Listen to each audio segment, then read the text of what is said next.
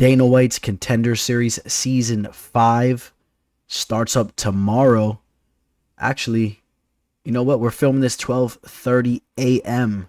Dana White's Contender Series Season 5 starts today.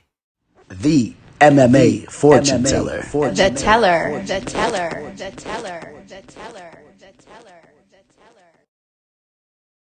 What's up, you guys? So DWCS is back. Season 5. You guys know the routine. Dana White's Contender Series has consumed the roster of the current UFC. I mean, there's so many guys that have came from the show, and not just guys that have made it to the UFC, but guys that are legitimate fighters in the UFC right now. Guys that just come to the top of my head right now: Brendan Allen, Sean O'Malley, Adrian Yanez. Come on, guys. Comment some solid names below. Solid fighters that have came from this show. Macy Barber. The list goes on and on and on. And I'm excited to have the show back. Tomorrow's fight card, it's only going to have 4 fights. We've had a couple fights that fell through, as you see. And as of recently, the Lorenzo Hood fight, that was the most recent fight that got scratched. A heavyweight bout. A little unfortunate. That would have been a fun one. But nevertheless, we have 4 fights to look into. And anytime you have fights taking place on a Tuesday night, you already won. So, we're going to kick things off with the first fight of the night taking place in the welterweight division. AJ Fletcher taking on Leonardo Damiani, the Italian fighter. This is a good fight here. From the tape I was able to pull up on AJ Fletcher, goes by the Ghost, AJ the Ghost Fletcher. This guy is a very aggressive fighter. He's undefeated.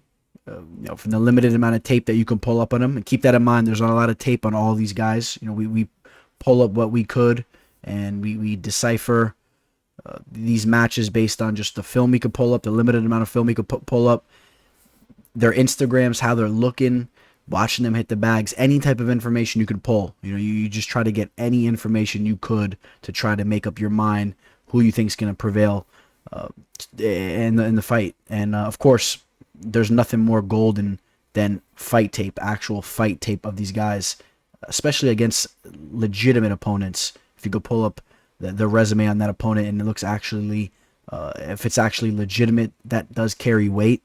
Sometimes you see these guys go in there, they look really good against guys that are 1-3, 1-1. I mean, you got to look into the records of these guys. But AJ Fletcher, undefeated. He looks good on tape. He's a very aggressive fighter. I like the aggressiveness. He goes in there. He's throwing hands. He's looking to take you out. His wrestling didn't look that bad either. Saw him shoot a couple double legs in the middle of the canvas there and complete the takedowns in some of his fights. This is a guy that's very... seems to be very energetic, very extreme. He's going in there, finish a couple fights. He's jumping on top of the cage. He's screaming. His eyes are almost popping out of his head. I like the energy he brings into the cage. Only 24 years old. You see him getting in work with Dustin Poirier. You see, who's this over here? Alan Jouban. And these are some top-notch fighters out of Lafayette, Louisiana, which is where AJ Fletcher is fighting out of. Comes in great shape, and I'm excited to see how he looks tomorrow in there. So his opponent, I'm almost just as excited to see this guy fight. Guy comes in phenomenal shape. Does Leonardo, an Italian fighter. You see him getting in some work with Khamzat Chimaev. Comes in phenomenal shape. Looking at the tape of him, this guy throws some nasty kicks. I really like the body kicks that he throws. I think this guy is a true athlete. He has the look, he has the speed in his kicks. You see it. I'm not sure if he played soccer or not.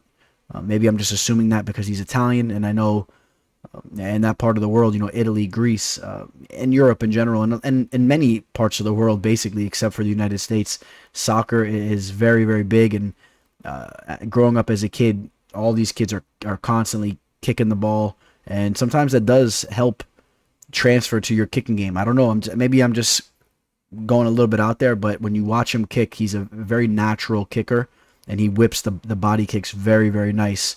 And I saw him do some damage with those kicks.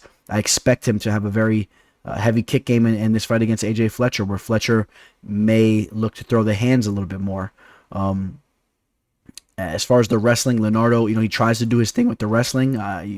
In his fights, you see him pressing his opponents against the cage a little bit, constantly trying to rip them down against the cage, not really having a lot of success, and quite honestly, not using the best of technique with his wrestling.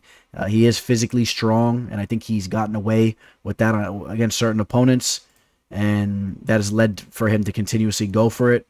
But, now you step up the level of competition. Maybe you take on a guy in AJ Fletcher, who I believe has some wrestling experience. At least it looks like it on tape. Maybe it's going to play out a little bit differently here, because AJ Fletcher did seem to have better wrestling than Leonardo Damiani. So, this is a great fight. Undefeated is AJ Fletcher, 8-0. Leonardo is 10-2, M1. So both guys have pretty decent records coming in. And, I'm just going to take a real quick look at the level of competition that AJ Fletcher's fighting against. Last two opponents had losing records. James Freeman was 6-3. Very, very low level competition. So again, these are things you want to look into. So even though I'm watching these fights of his and he's getting some takedowns at ease, look at the level of opponents that he's fighting against. But the technique was okay. Leonardo as well. We'll take a look real quick into the level of competition and what his resume looks like. It's not going to be too much different. 6-2, 10-5, 5-1, maybe slightly better, but these guys may have slightly better records, but maybe these fights are taking place in Europe. So a 5-1 guy and Marco Sakaro, who's 5-1, it's still probably a little bit lower of a level than a guy that's fighting in America against a little bit higher level talent. That's 4-2 or 4-3. All little details you guys want to look into. But based on the tape, I'm going to be riding with the Ghost here. Again, I'm riding with AJ Fletcher. I loved his aggressiveness in his fights. I expect him to bring out that same type of energy against Leonardo. I think he's going to go out there looking to dominate this fight. Watch the body kicks and maybe even use his wrestling to get Leonardo down and try to exploit him on the mat. And maybe Leonardo can try to prove that his grappling is up to par. But I'm going to have to see it. I'm going to have to see how it plays out. I like AJ Fletcher. As far as the betting line goes, AJ is a slight favorite, right around -145. And, we'll see how that fight goes. First fight of the card there. Next fight taking place in the flyweight division. We got a guy in Carlos Candelario who already fought on the show a little bit back. He won that fight. He took out Ronaldo Candido, and since then, he actually had another victory at Miguel Restrepo. He's been very inactive, obviously, because his last fight in Dana White's Contender Series was 4 years ago, and he's only had one other fight, which was 3 weeks ago. So he had a long layoff. Got to wonder about that layoff. I know he was a guy that at one point in time was very motivated to get into the UFC. Probably was a little discouraged he didn't get the contract, but I don't know. You got to kind of wonder why he had that long layoff. Maybe it was something personal. Victor Altamarano. This is a flyweight fighter fighting out of Texas, 9-1. A very aggressive fighter. Again, we talk about aggressive fighters like AJ Fletcher. Victor is a very, very aggressive fighter that loves to sling the knees, constantly throwing knees up the middle. He'll hit you in the gut with them. If you're shooting down for a takedown, he'll clip you on your chin. I saw him knock a dude out with the knee. Let's see what knockout that was. I'm not sure if we're going to pull it up here, but you can pull that fight up on YouTube, and he hit his opponent with a nasty knee. You see Nate Smith here. I believe Nate Smith is a reputable opponent. Let's see, Nate Smith. Nate Smith is a guy that we saw fight on Dana White's Contender Series, right? Against Jimmy Flick. He was undefeated going into that fight, I believe. But a notable name there. Jared Brooks, the Monkey King, former UFC fighter, very talented wrestler, has a loss to him. And, that's something to take into consideration. His one loss is against a legit fighter. And I still don't understand why Jared Brooks got cut from the UFC. Remember that whole thing happened with the flyweight division being let go, but they didn't they didn't cut the flyweight division. So why was he let go and not brought back? He was a very talented fighter. He arguably took out Davison Figueiredo, the former flyweight champion, did Jared Brooks. Although he lost there, handled business against everybody else. And again, a very aggressive fighter, throwing nasty knees. And his opponent, Carlos, a well-rounded fighter, a decent fighter, a guy that looked good in his fight on Dana White's contender series towards the beginning of the fight, but actually ended up getting in a little bit of trouble towards the end of that fight. He got put in an arm triangle submission attempt. A couple submission attempts were thrown on him, and I think that's the reason why he didn't get the contract. Didn't really deliver in that aspect, even though he won the fight. But a well-rounded fighter, and although he had that victory there, I don't know if I necessarily see him getting his hand raised. I think this is a close fight, but I'm going to edge Victor. I like what I've seen from him. Again, a lot of these guys could definitely clean up their technique. These are lower level fighters, but you got to love the aggressiveness in some of these guys. You got to love the tenacity. Victor will come out most likely throwing more volume in this fight, but we'll see how it plays out. We'll see. But I got Victor to win the fight. And the line is right around a -170. He's a favorite too, which it's understandable. You see why these guys are the favorite. They do look slightly better on tape when you break it down. And okay, we're gonna go to the next fight here. Only got 2 more fights to look into. We got Diego Lopez, however you want to pronounce that, versus Joanderson Brito, 2 Brazilian featherweights. It's a good fight here. Both these guys are very talented fighters. Diego Lopes, 19-3. We talked a little bit about it earlier, looking into the resumes. The record is definitely very padded, but still impressive nonetheless. 19-3. He's going in there. He's delivering victories. Joanderson Brito, 11-2-1. Brito has some nasty power in his hands with his boxing. Saw him knock a dude out in one of his fights. I mean, he really swings from the hip. He's a little wild with his shots. So don't expect a technician in there. Don't expect a guy that's throwing straight shots, working the sweet science. This is a guy he's willing to brawl it out, and he's slinging from the hip, and he'll try to crack you and put you out. A very physically fit, strong guy. He has some good power here. His opponent Lopes, a little bit more of I shouldn't say really as if it's different. Another guy that really throws from the hip too, a little bit wild with his strikes. He'll throw 4 or 5 wild punches, just trying to land one good one on your chin. Seems to have some good jiu-jitsu from when we seen him on the mat. And you take a look at his resume, pulling off a lot of submissions, arm bars, knee bars, rear naked choke, a couple of them there. So I mean, he's diverse with his submission game. Definitely a lot of submissions, but again, against guys with very limited amount of fights. But it's not a bad thing. It's not a bad thing for a fighter to groom himself like this. I really don't have a problem with it, to be honest. I think more guys should do that, to be honest. And you see it more in boxing, but nothing wrong with it. Ronnie Jason, former Ultimate Fighter, Brazilian fighter there. Not a lot of big names here, but this is a fight where I think it's very, very close. Let's take a look at their size and stature as they face off. Lopez is going to be a little bit taller, 3-inch height advantage. We don't have a reach on them here. I think that Brito could get the better of Lopez on the feet. I could see them exchanging on the feet and it being very evenly, or if anything, maybe even giving a slight edge to Brito with the power and the accuracy on his strikes from what I saw. I think he's a little bit more accurate of a puncher, a little bit more of a power puncher. Lopez, though, can hold his own on the feet, too. He's a confident, wild guy there, and I think he's going to be a little bit more diverse with the ground game.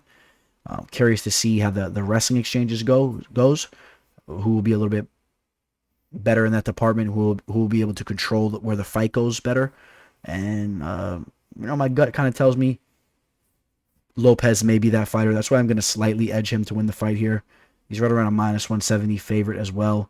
I do understand that I'm picking the favorites, but I mean, I'm just going to pick who I think looks better on tape, who looks to be the more complete fighter. And to me, it's probably Diego Lopez.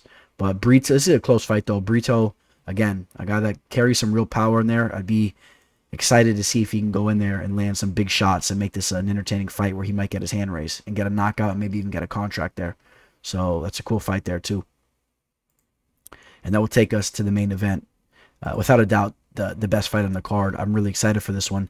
Azamat, Murzakanov taking on Matheus, Scheffel. Both guys that look to bully their opponents, look to knock them out, throw heavy hands. And we'll start with Azamat, the Russian fighter. This guy kind of reminds me a little bit of Pluto from Popeye. If you remember, Pluto kind of has that type of stature, especially when he lets the beard fill out a little bit. And he almost fights like him too. He almost fights kind of like a cartoon character, the way that he's just tossing these guys down to the mat and just dropping shots on them. See him holding gold here.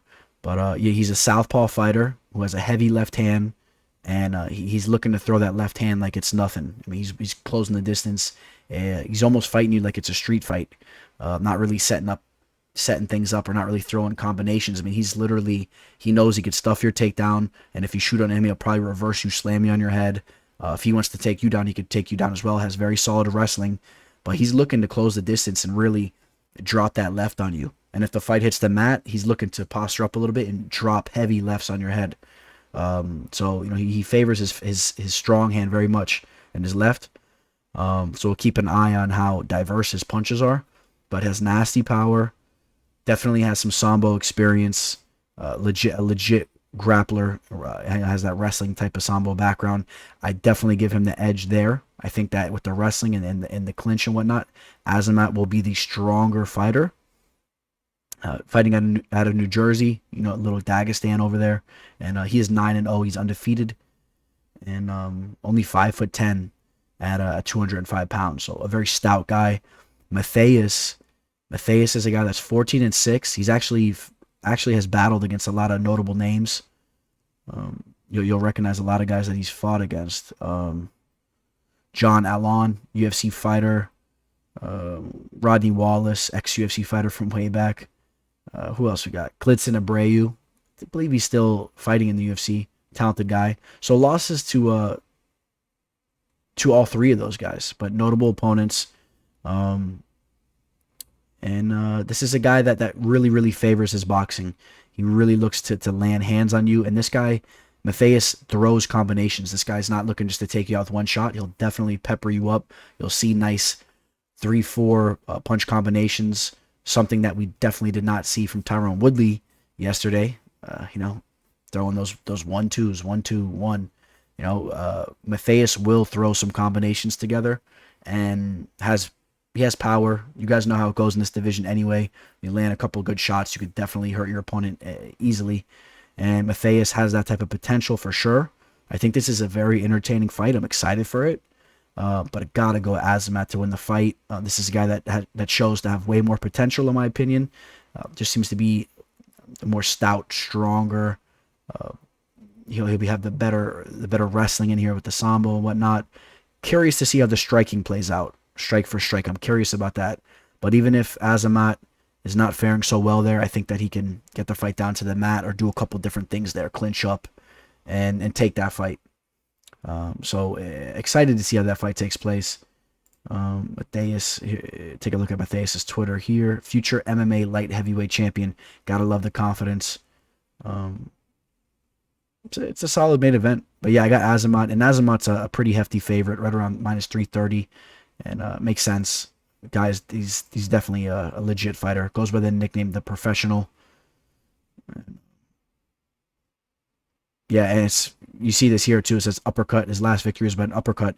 It's funny that says that there, because when you watch tape on him, he loves to throw the uppercut. I noticed that in a couple of his fights. You'll notice he's gonna kind of act like he's throwing like a left hook or a left straight, and he's gonna kind of dip it and swing it up and just throw a nasty uppercut. So if Matthias is slacking there and dips into it, he could definitely get cracked with that uppercut there. And again, like straight out of like a Popeye episode, Pluto just winding it up, swinging it up the middle. We'll see how the fight takes place. Always exciting when you got an undefeated Russian fighter starting to dabble in the UFC. You don't know what kind of guy this guy's going to be. Obviously, as of recently, over the last couple of years, there's been guys that have came through from that part of the world that are just studs, and they end up just coming through the ranks, and they become household names. Will Azamat be one of those fighters? We'll see. He has to handle business tomorrow night, and all eyes will be on him for sure. And you guys going to be watching Dana White's Contender Series tomorrow? I know I will. For some reason, well, I think I know the reason, but these fights end up being very entertaining fights, and you know why. Dana White's there. There's not a big audience. It's just the people that are there to watch you, to see if you're going to get that contract with the UFC. That's the fighters' dreams, to make it into the UFC. The pressure's there, and they have to deliver. They can't just go out there and win the fight. They have to deliver action. That's what Dana White wants, and they know that. And that makes to be a very entertaining. It makes to be a very entertaining show. So I'm excited. Hope you guys will be tuned in. Check me on Instagram. I'm sure I'll have some stuff going. Maybe I'll do a live video, but I'll have some stories going. And on that note, time to hit the sack. Getting late over here. And signing out. Teller. The MMA fortune teller. The teller. The teller. The teller. The teller. The teller.